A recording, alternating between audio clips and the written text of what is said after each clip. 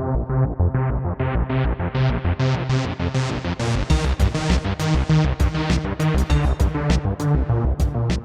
everybody, welcome to Board Online, Board Offline. Today we're bringing you the second part of our Middara gameplay. So we did the setup last time, now we're gonna get right into the gameplay. We're gonna have a pretty good bit of narrative here at the beginning. So if you wanna skip that, if you just don't wanna hear that, check the timestamps below for different parts of the video. So we're gonna get right into the gameplay. Again, this is the fourth encounter in the game, so not a whole lot of spoilers here, and this is still technically the training that our heroes are receiving before graduating from the Institute. And of course, as always with my gameplay videos, I am likely to get some rules wrong, especially a game with this many rules. Don't use this as a strict how to play video or learn to play video. I will have a how to play video coming out, but this is mostly accurate. I'm pretty sure I got most of the rules right or caught it when I got them wrong, but just keep that in mind as you're watching, and here we go. The little room heated much better than the vast chamber from the night before, and soon enough they were all toasty around the fire. The conversation was less subdued than it had been the night before. Everyone looked significantly more tired. "I'm not really sure what I'll do when I graduate," Rook was saying. "I mean, I couldn't just go back to the farm after spending all this time at the Institute." "What, you don't like farming?" A little cloud floated around Zeke, mingling with the smoke from the fire. He hadn't put down his cigarette since finishing his meal. Rook shrugged.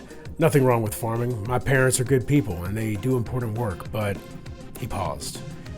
"We're not getting older anymore, and I'm no Cincinnatus.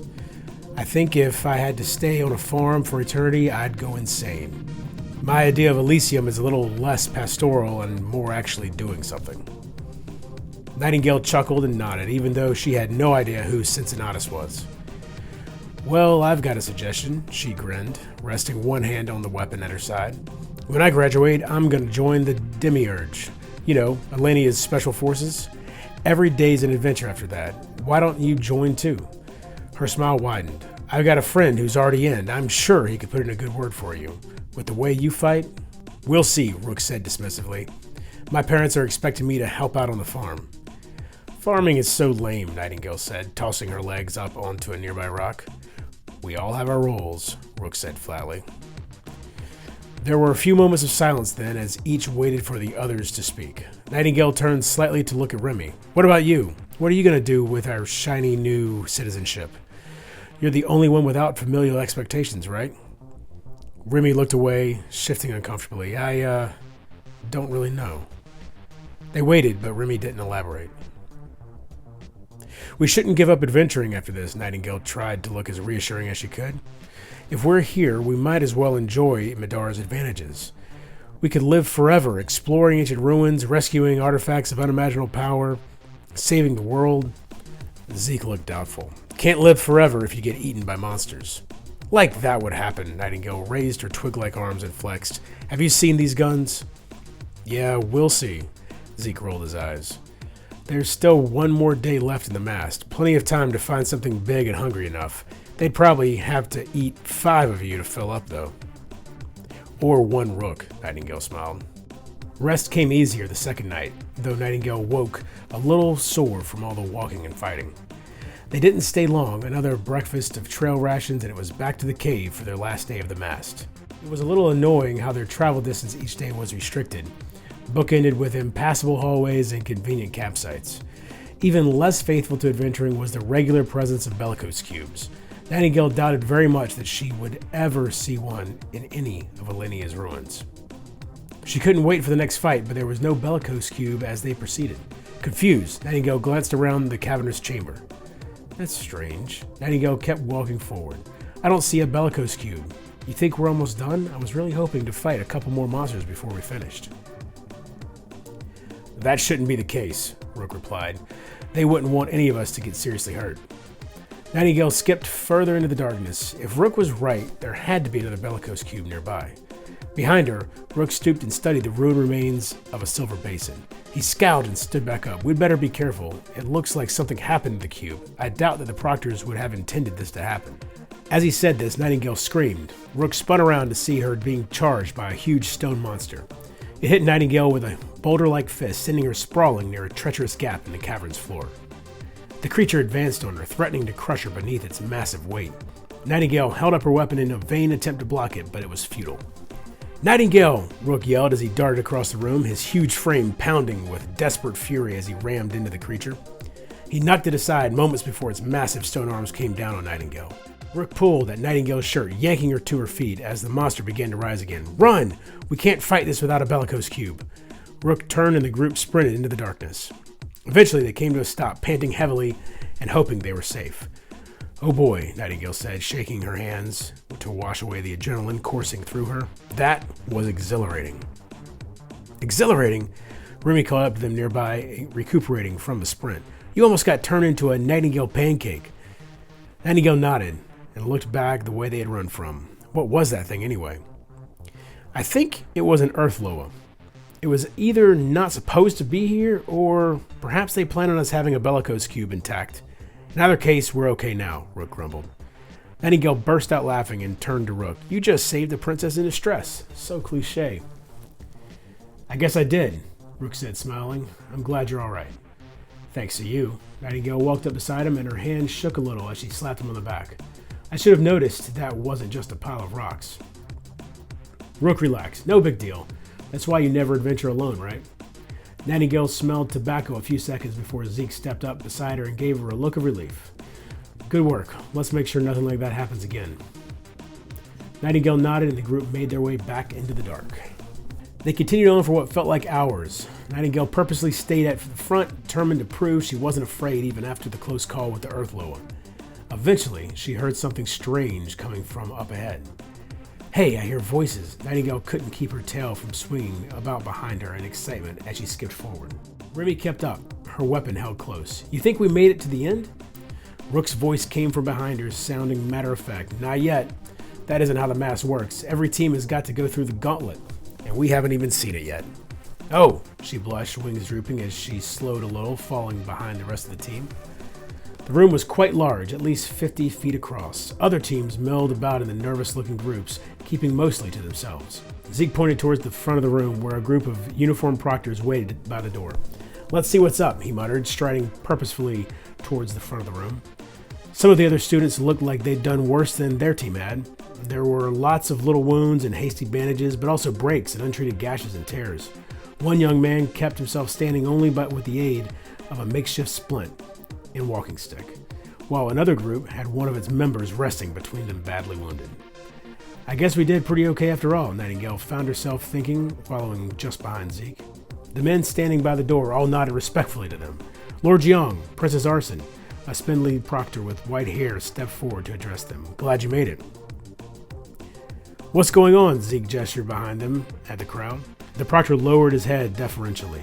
"You've reached the Gauntlet, the last stage of the MAST. Each team must survive the same section of the dungeon, so you're sent through one at a time. If you'd like your team to move ahead in the queue." "No," Zeke and Nightingale answered together in the same exasperated tone. Zeke was the one who continued. "We'll wait our turn with everyone else." "As you wish, my lord. We'll call for you when it's time." They left without another word, quickly finding Rook through the crowd. "You were right," Zeke grumbled. "It's the Gauntlet." Rook nodded, satisfied. "It was in the study guide." "What exactly is a gauntlet? I guess they don't expect us all to share a glove," Remy asked, chuckling to herself. Nobody laughed, though it was Rook who answered. "It's different for every graduating class, so it's hard to be sure.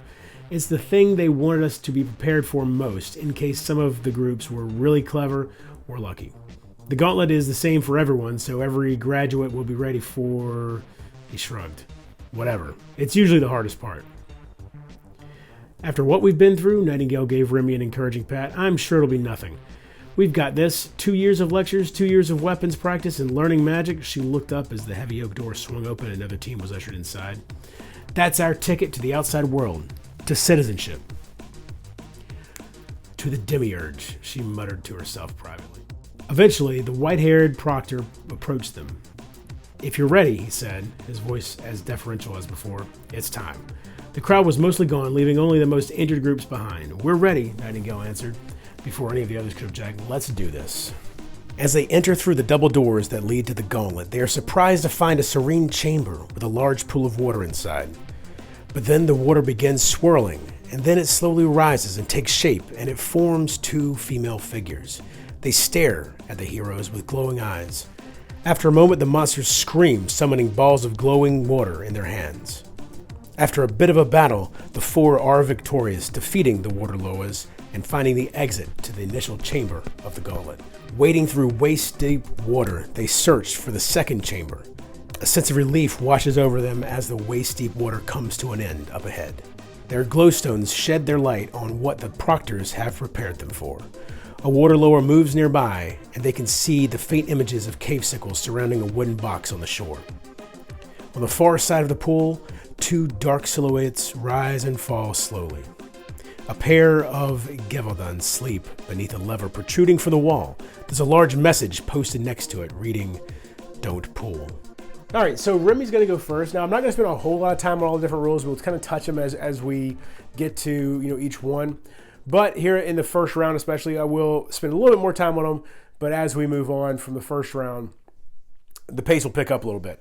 So real quick, on an adventurer's turn, first we do start of turn phase and resolve any abilities or effects that occur at the start of turn in the following order. Well, none of those are going to happen right now.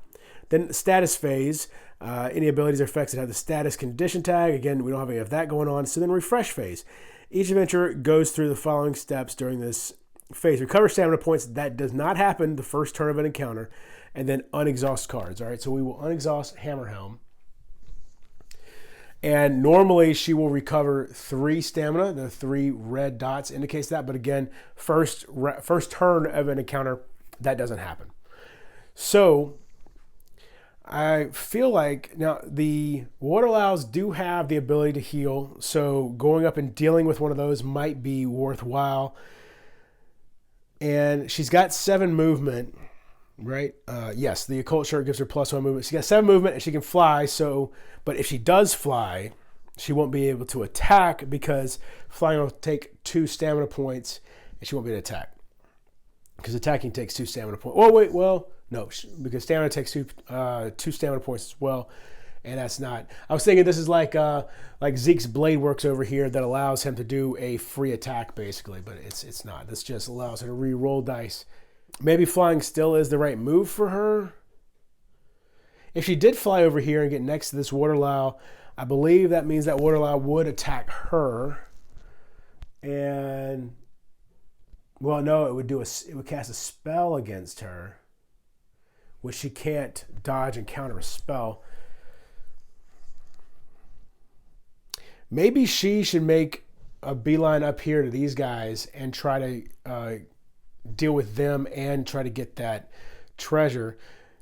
Basically, I've got 2 possibilities here. I can split my guys up, or I can have them all gang up on this Waterlow and take it out. Again, because the Waterlows do have the ability to heal. We will spend 2 stamina points. And so she'll go 1, 2, 3, 4, 5, 6, 7. Going to get up on land. That way next time she won't have to deal with the water. And I think I could heal, but does she have anything that gives additional health? No, but she does have 10 armor, or 10 defense, I mean. Could heal her, but I think we're going to hold on to that Vitality Juice box for now. She still has, well, she has 7 life left. A lot can happen in that time. You know what? Let's use it. Let's go on and use this Vitality Juice box. So that'll go in the discard pile, and she will heal 3 damage. So now she only has 2 damage. All right, so next up are the Waterlows. All right, so real quick, some passive abilities. Arcane, when making an attack against the Waterlow, shield, books, and burst don't do anything. Rolled during the attack are considered non-existent. And then H2, a Waterlow is not affected by water terrain and may never choose to leave it. The Waterlow never provokes break attacks. A break attack is basically if the Waterlow were to move away from me, I would have the opportunity to attack it. Waterlow never provokes break attacks. If removed from water, movement it makes must be towards water. When the waterfowl affects an opponent with a spell or hits an opponent with an attack, I forgot about this, place a water token on the space the target occupies. So actually, if she, is it just targets? No, affects an opponent with a spell. So if she successfully hits me with a spell, then that space is going to become a water space anyway. So moving out of the water didn't really do me a whole lot of good if she manages to hit me. So now the way the AI works is we move down this. Is there a figure within Sphere of Influence with an effect? She's within Sphere of Influence. I think 1, 2, 3, nobody else is, but she is because it's 4 spaces out in any direction, diagonal or orthogonal. By the way, movement for these guys, for everybody, is only orthogonal, but line of sight, Sphere of Influence, all that is diagonal as well. So she's within Sphere of Influence, but she does not have an effect.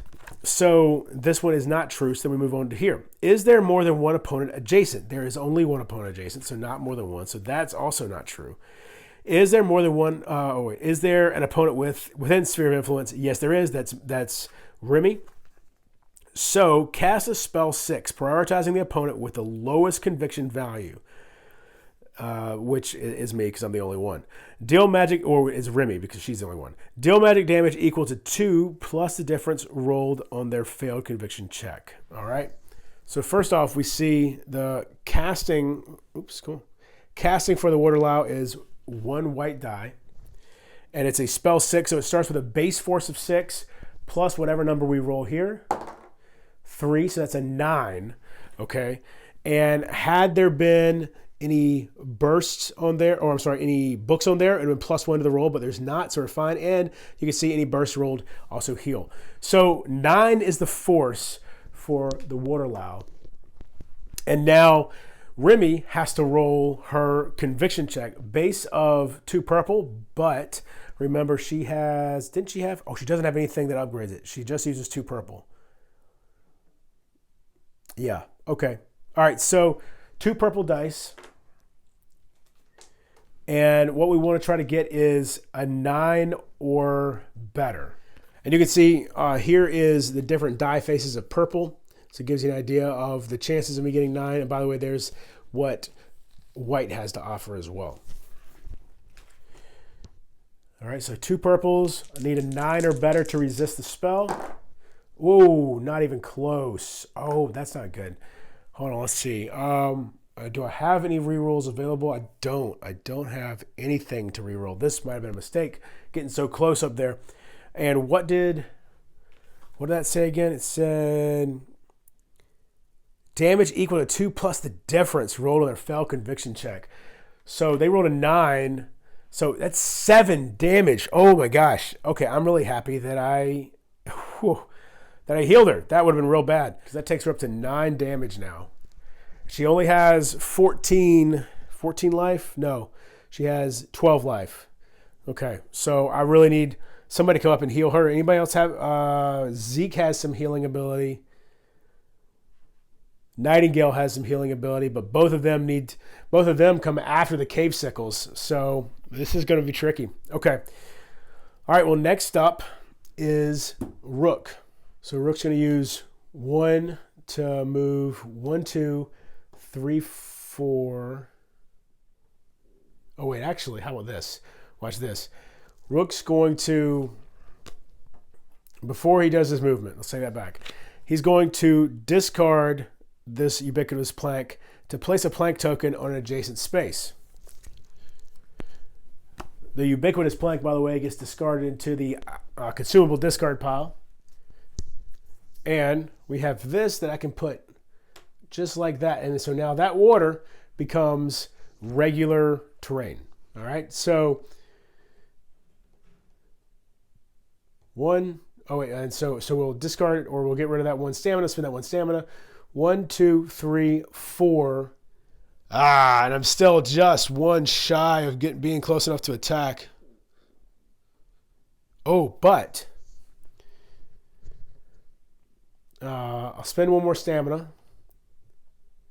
That's 5, 6 to get there. Now I am adjacent to Remy now, because remember, adjacency, everything except movement counts diagonals. All right. So mend. Let's go ahead and use mend. I forgot he had that. That is a heal ability. It's a once per encounter, so I'm going to place this over it to remind myself that it's been used. But I get 2 heal tokens. I'm not going to grab them because I'm going to go ahead and use both of them. And when these tokens are spent to heal an ally other than yourself, gain +1 stamina points. Now I believe that unless it says a specific amount of heal, that it's just 1 point of healing. So I believe that's just going to heal Remy twice for 1 point each and get her, that down to a 1 now. So now she's got 7 damage over here. Better than nothing. And though, because I use it on someone other than myself, I gain +1 stamina point each time. And so that gains me 2 more stamina. So now I'm going to attack the water louse, spend 2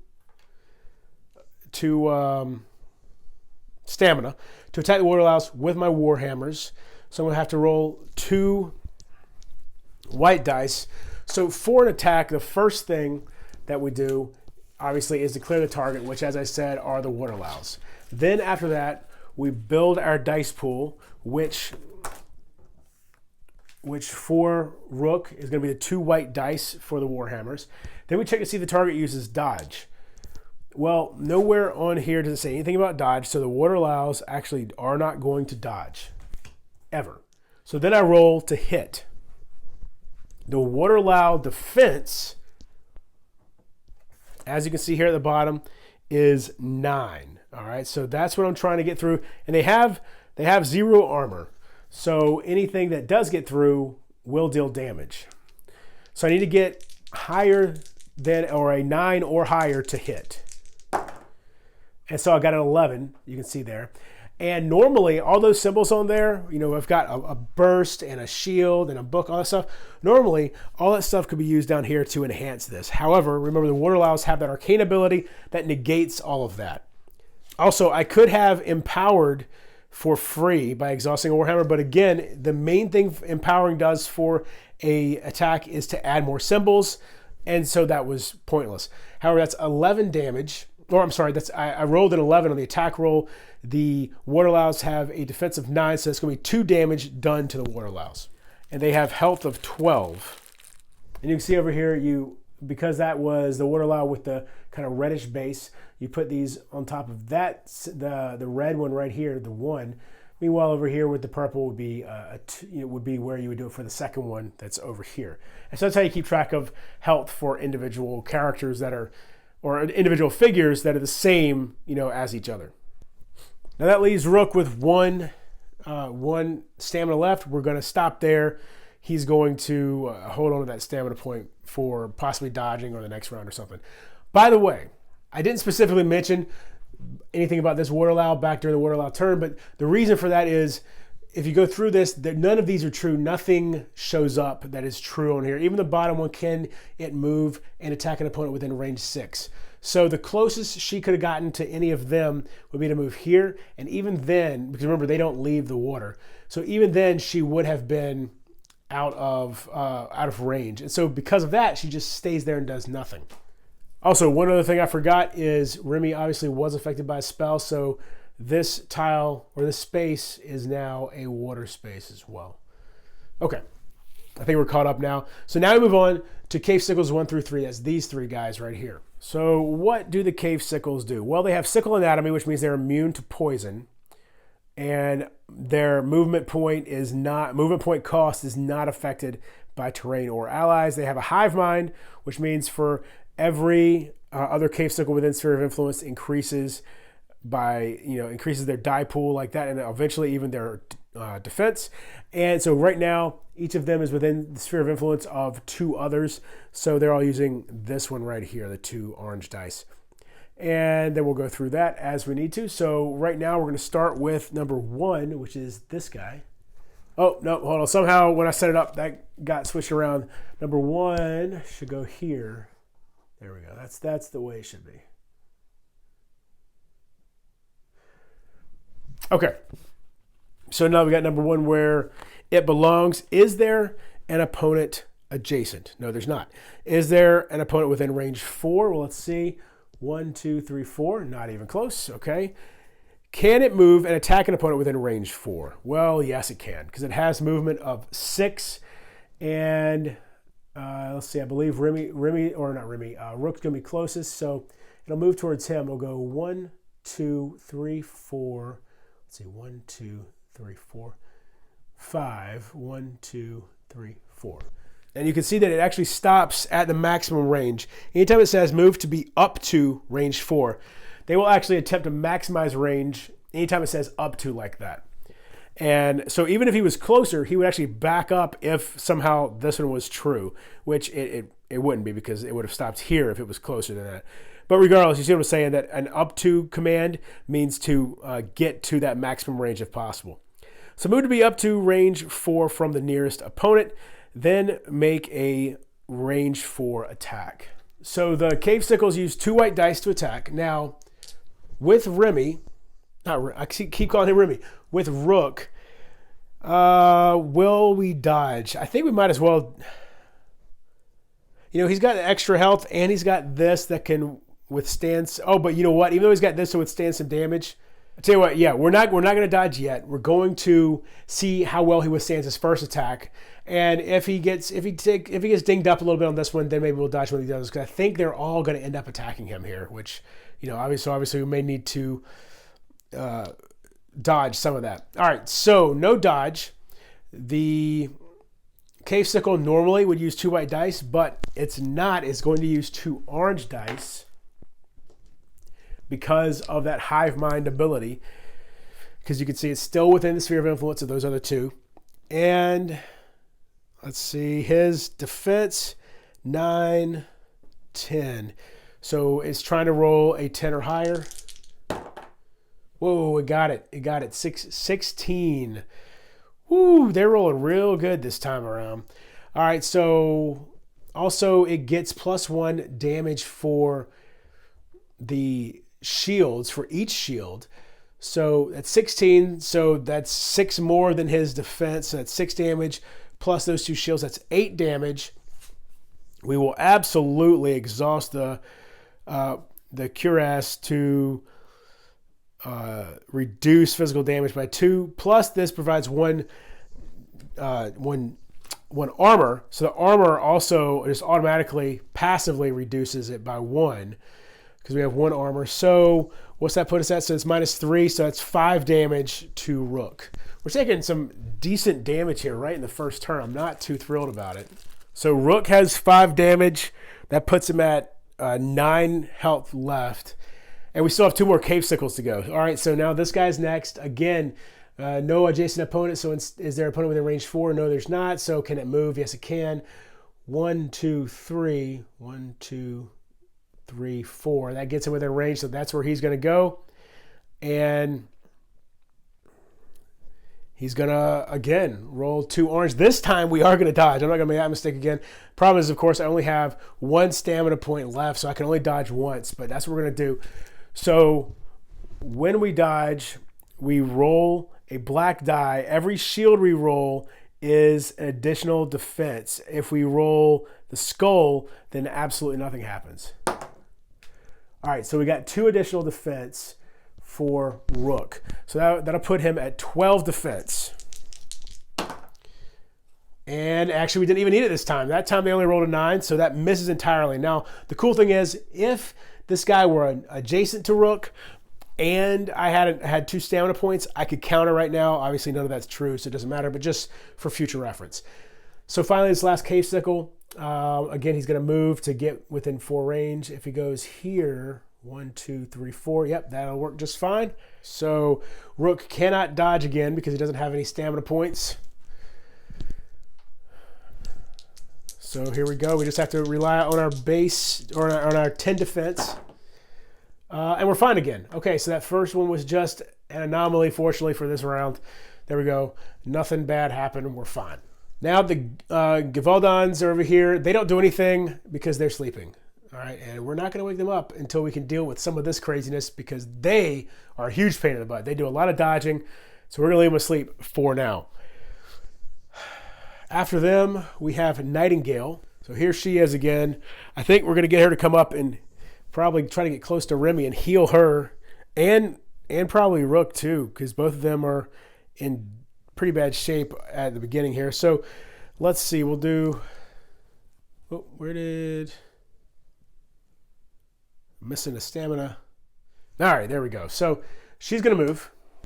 All right, she's got 7 movement because the occult shirt gives her +1. So 1, 2, 3, 4, 5, 6, 7.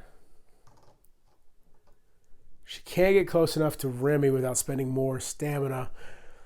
She could heal up Zeke. Oh, actually, this right here, the Bottle Blessing is for Sphere of Influence. So she could heal Remy, actually. All right, so here we go. Here's what we're going to do. I hope I'm not spinning these too quickly, too early.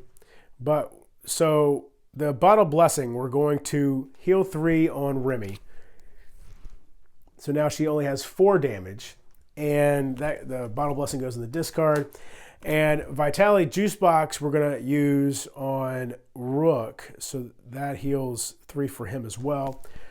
Goes in the discard. And that knocks him down to just 2 damage. And now, because she has the Gore Shot, which is a spell, and spells have to be cast within a sphere of influence, she can actually reach the Waterlow. 1, 2, 3. She could reach this guy too. So the question is, which one do we want to go after? Waterlows are definitely harder to hit with spells.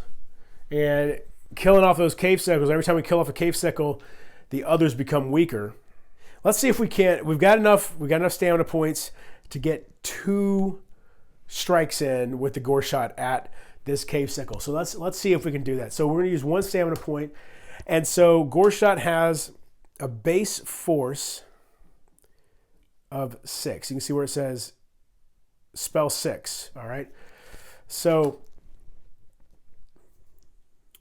the magic talisman that she's carrying provides, it upgrades my casting die to white and lets me automatically empower when casting against an enemy. So here we go. Let's see what we've got. Okay.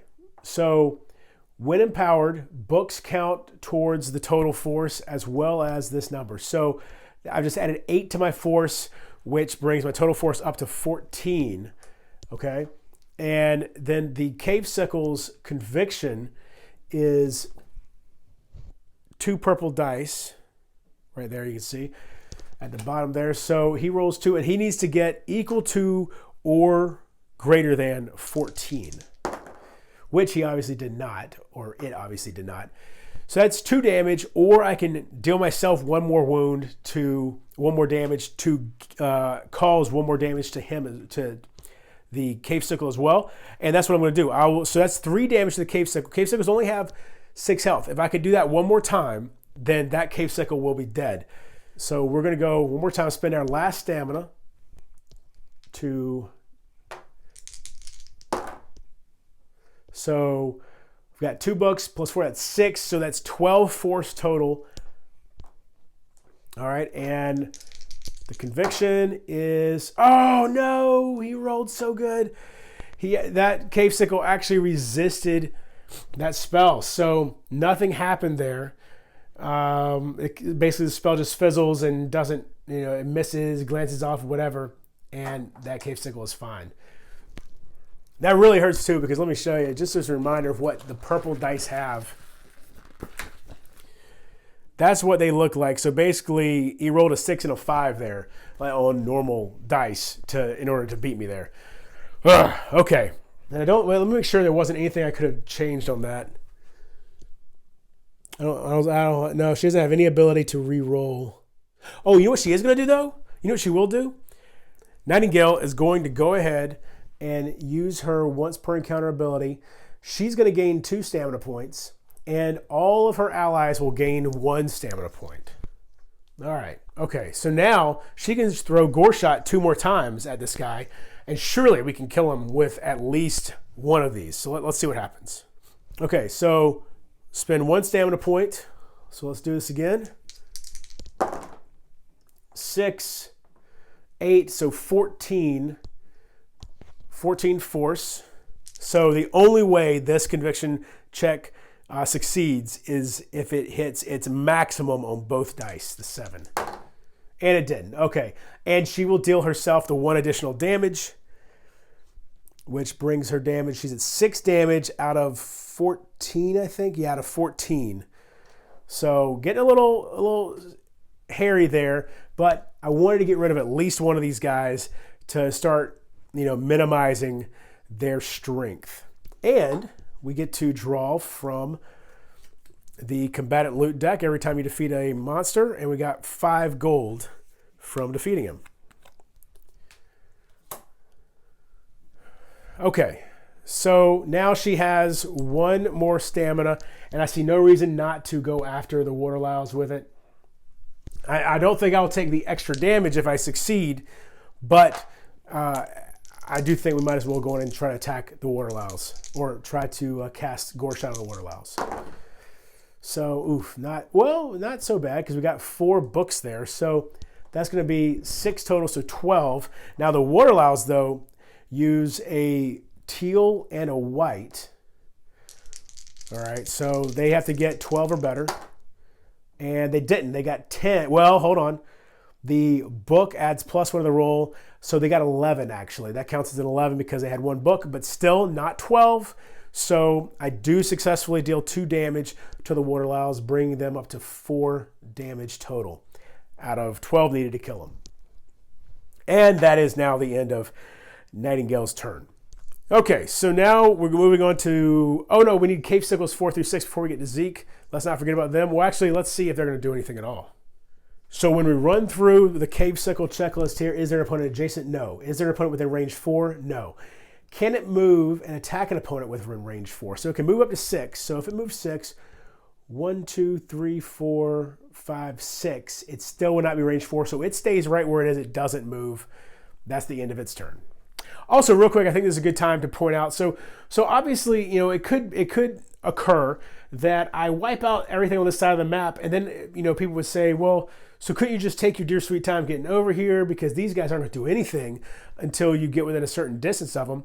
That's true. However, if you run through the entire initiative track on a round where none of the bad guys do anything, or even if there's no bad guys at all on the board, so none of the bad guys activate because none of this stuff is true, or there's no bad guys on the board, then an urgency token gets added at the bottom of the track. When you have 4 urgency tokens, you lose, you're defeated. You lose the round, you lose the encounter. And that's kind of a way to make sure that you're not dilly-dallying around, you're not taking advantage of some of the AI quirks that you might run into like that. All right, so moving on to Zeke. All right, so we've got to refresh everything for Zeke, his short sword here. And you can see this short sword was also exhausted because it was exhausted when it went into his backpack near the end of the last round, near the end of the last encounter. And things that go into the backpack are, whatever their status is, exhausted, flipped, whatever. When they go in there, they maintain that status. Now, let's see, he maxes out at 5, so he gains that. Oh, no, wait, this is the first round. He doesn't get anything yet. But he is at 4 stamina now, thanks to that 1 stamina point that Nightingale just gave him. And he's going to spend 1 to move. Go 1, 2, 3, 4, 5. And he only has 6 movement, correct? I don't think he has anything. Yeah, nothing else. So 6. And it would take 2 more stamina just to get to there. Just to get adjacent to the Warlow right there. Oh, but he could make a free attack, though, because of this. So that could be worth it. And he could go ahead and heal up Nightingale so she could use her Gore Shot a little bit more to its maximum effect, too. Okay, so here we go. So he's going to spend 2 more stamina. Well, okay, 2 more stamina. Technically, you can only spend 1 at a time. Oh, no, I'm sorry. This is movement. So with movement, you only get 1 movement action per adventure turn. Okay, so because of that, you hit your maximum movement. In order to continue moving, you have to spend stamina to do so. And every additional stamina point you spend, you can move 2 additional spaces. So if I spend 2 more stamina, leaving me with 1, I can go 1, 2, 3, 4 to get there. All right, so I'm adjacent to Nightingale, he's going to spend the Vitality Juice Box to heal 3 off of her, bringing her back down to just 3 damage. And he's going to spend his Blade Works. If you have 2 one-handed weapons equipped, make a melee attack. He's going to exhaust that. Oh, wait, he ignores. I just remembered. The whole point of this thing was to ignore the water. So let's back up real quick. Let's back up. Let's give him his stamina back. It's just the 1 spent for movement. So he would go, wherever he was here, 1, 2, 3, 4, 5, 6. Okay. Then he can spend 1 stamina, leaving him with 2 to go 7. And I mean, he actually got 2 movement there, so might as well go 8 right there. And, oh, yo, by the way, when Zeke dodged earlier, when Rook dodged earlier, he couldn't do that because he's in water. So fortunately, that dodge didn't actually have any effect because the cave sickles rolled so low. But he shouldn't have been able to do that. I'm not going to give him a stamina back because I'm hoping by punishing myself by losing that stamina for no reason, since the dodge didn't do anything, that it'll help me remember. But he should not have been able to dodge because he's in water. Water prevents dodging. Which makes me want to get Zeke out of the water. But I'm going to leave him there because I think we're going to be able to take care of these cave sickles at the beginning of the next round before they actually activate. So now Zeke's going to spend these two stamina and attack. So he's going to have a purple and a white die.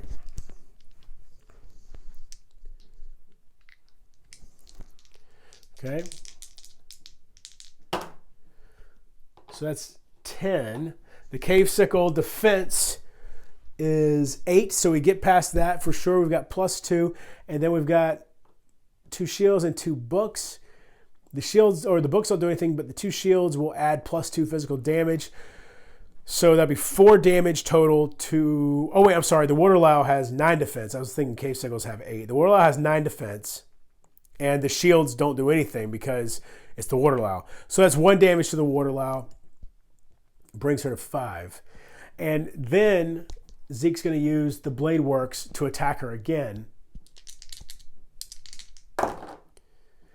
And he fails that pretty miserably. But let's see if... Did he have anything to re-roll? Not without his light combo. So I might be regretting not having that right now. Okay, so that attack failed. And that is the end of the initiative. So now we go back up to Remy. All right, so she gains 3 stamina. She's going to use 1 to move. And instead of focusing on this, the Waterlow right here. Oh, by the way, something I forgot. Hold on. Let's go back up. Okay, hold on.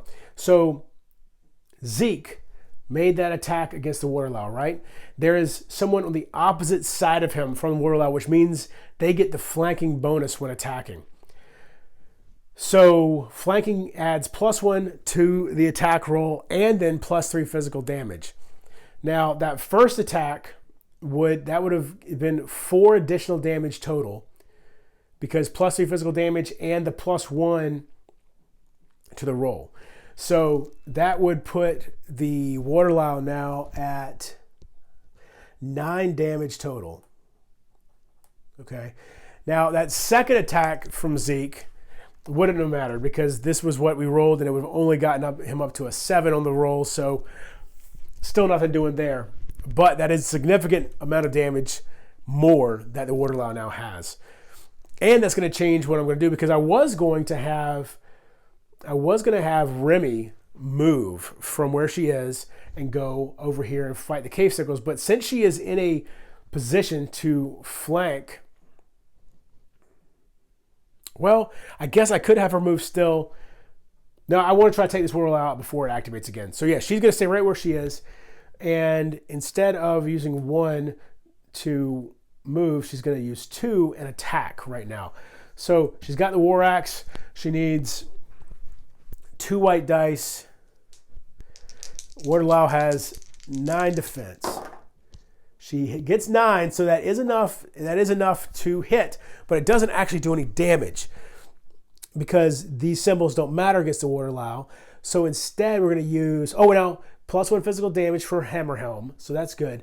But we also are going to, if we use this, we can re-roll any of the dice in the combat pool. There are 2 sides that would be worse for me here. So should I take the 1 damage and then roll again and then attack again? I think that's what I'll do. I'll take what I've definitely got, which will bring the Waterlow up to 10 damage. So the Waterlow's at 10 damage, only need 2 more to kill her. And I'm going to spend 2 stamina to attack again. There we go, 12 right there, 12 damage. Or I'm sorry, 12 on the attack roll. And because the Waterlow, yep, nothing there. 9 defense, that is +3, and then plus the 1 there. So that's 4 damage to the Waterlow. That is enough to kill her. All right. She's dead. What am I talking about? That last one was enough. That last one was enough because it was +3 physical damage. Bring us back up here for the flanking. I apologize, y'all. The flanking rule is something that I've been trying to remember. It's been tricky for me to keep in my head. I'm getting there because now at least I'm remembering it immediately after forgetting it. So that attack I just did didn't matter because that last attack prior to would have dealt an additional 4 damage +1 to the attack roll and then +3 physical damage, and that would have been enough to kill that Waterlow. So now we draw a combatant loot card. 9 gold, nice, I like that. All right.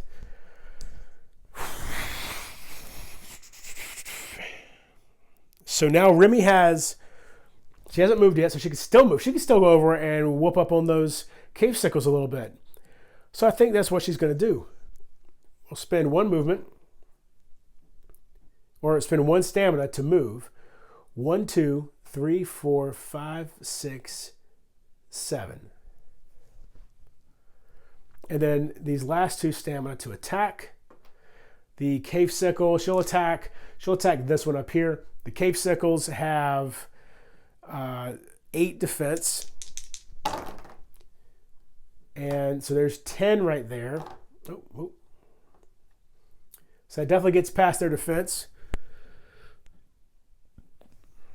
+2 shields. Let's see, 10. That's 2 damage right now. The 2 shields would be 3 damage. No, the shields actually count for 1 damage each. So that gets it up to 4. And if I exhaust this, then each book would also count as 1 damage each. So that would get up to 6, which would be enough to kill him. So I'm definitely exhausting the War Axe. And that cave sickle is dead now. And so we get another combatant loot. 8, all right. And now that is definitely the end of Remy's turn, though. She has nothing else going on here. But she still has the ability core and the occult shirt available for countering and dodging and stuff in case that cave sickle's still alive, which I've got a feeling it might not be. Okay. So now is the Waterlow's turn. So the question is, can this Waterlow, if it were to move here, would it 1, 2, 3, 4, 5, 6, still not within range of anybody. So it's going to stay right where it's at, right? Yes. Okay. So then we move on to Rook's turn. So Rook's going to gain 3 stamina. That's unexhausted. And he's going to spend 1 movement to go 1, 2, 3, 4, 5. 1 more stamina would get him close enough. 1, 2. So now he is adjacent to that cave sickle. He has 2 stamina left. We will spend both of those stamina to attack the cave sickle with his warhammer. And let's go ahead. Might as well empower it. Well, and now empowering does run the risk that nothing will happen because of that skull. But I think we got a better chance of it actually killing this guy with 1 shot rather than being detrimental. So here we go. So we got 4, 8. So 8 defense for the Cave Sickle means we did hit it. But the roll number itself wouldn't have been enough to deal any damage. But we do have 6 shields thanks to that empowerment. And every 2 shields provides +1 physical damage. So 6 shields is going to get us to 3 damage. So the Cave Sickle's half dead at least. But that's Remy's turn. All right, so moving on now to, I cannot get Rook's name right. That is Rook's turn. I have been calling him Remy. I've been calling him Zeke. My goodness. So now it's the Cave Sickle's turn. So here we go. The Cave Sickle's 1 through 3. This is the only one of that group left. This one over here is Cave Sickle number 4. So he is going to, let's see, what do we got here? We've got, is there an opponent adjacent? Yes, there is. Make an attack against the opponent with the most damage. All right, so Rook has 2 damage. Remy has 4 damage, so it is definitely attacking Remy. So so that's the first thing we gotta do is make that attack. All right, so Remy is going to use the occult shirt to dodge. So she dodges first. She's got these books. They don't do anything for her, so that doesn't do anything. Her defense is 10 thanks to the ability core here, plus her 9 base defense. So, just enough to hit. So it did hit. And for every shield, it's an additional damage. So that's 2 damage to Remy, which brings her up to 6. Now she is going to go ahead though, and before he can do his follow-up, she's going to counter that attack by exhausting the ability core. So that's basically, she just does a normal attack. She'll have her 2 dice here for the War Axe. She's got 12, which is definitely more than the 8. In fact, that's 4 more than the 8, so that is going to be enough, plus all that other stuff, to kill the Cave Sickle. Another combatant loot, 7. All right. So that obviously ends the Cave Sickle's turn. In fact, all of this group is gone, so we can remove the initiative card entirely. Let's move everybody up a little bit. So then it would be the Gevaldon, or however you pronounce that. It's a weird word. Followed by Nightingale, so who's down here. So she's going to get 3 stamina. She will use 1 for movement. We'll go 1, 2, 3, 4, 5, 6, 7. Now she's going to gain 3 more stamina next turn. And she's got 3 left right now. She maxes out at 5, so she might as well use 1 more. That way next turn she'll be at maximum stamina. So she'll use 1 to continue moving. Let's see, she can't even use all that. So she'll go 1. She can't end her turn in the same space as another guy. So she'll use 1 more stamina. She'll use 1 more. So that was 1, 2 from the first stamina, and then 3, 4. It takes 2 movement to move out of a space with another figure. So now Cave Sickle, I believe, still is, well, he actually, let's see, he can move 6. 1, 2, 3, 4, 5, 6. Will that get him 1, 2, 3, 4? Not quite range 4, so he still stays right where he's at. Which brings us to Zeke, who gains his 3 stamina and will immediately use 1 to move. He'll go 1, 2, 3, 4, 5, 6, 7. Ooh, he can get, yes, he's going to go get that loot. Use 1 more stamina to move 2 more spaces. 1, 2.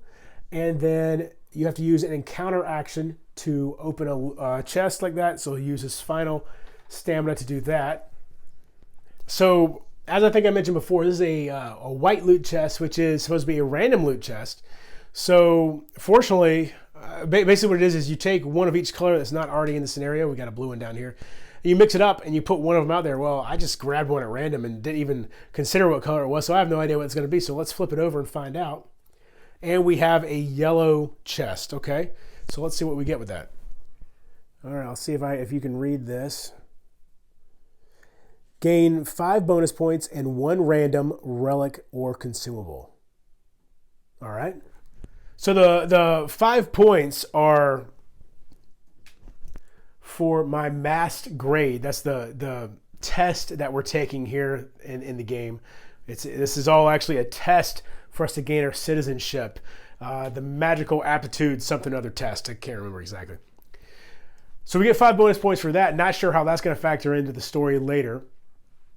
But then we also get 1 random relic or consumable. All right, so I've always had this out here so far when I've been playing with just a mundane consumable deck, because the loot level we're using right now is mundane, and up to this point it was always consumables that I was told to pull from at random whenever gaining loot and stuff. However, I've now mixed in the mundane relics, so let's see what we get here. It was a consumable anyway, so we've got the Bottled Blessing, which you saw us use earlier. That was Zeke who pulled that, so that's who will get the Bottled Blessing. And that's going to be the end of Zeke's turn. So there you go. I think that's going to be a good place to stop for the day. I'm feeling pretty confident. I took some heavy wounds there at the beginning, a lot of damage at the beginning, but I feel like I recovered pretty well from it. I feel like we're going in the right direction right now with the game, with this encounter. So we'll see if I can keep up that positive direction. Until next time, you can find me over Twitter at boredonlineboardoffline. Be sure to like and subscribe if you like this video, and check the description below for various ways you can support the channel, including finding these cool t-shirts over at Mr. Meeple. Until next time, if you're bored online, bored offline.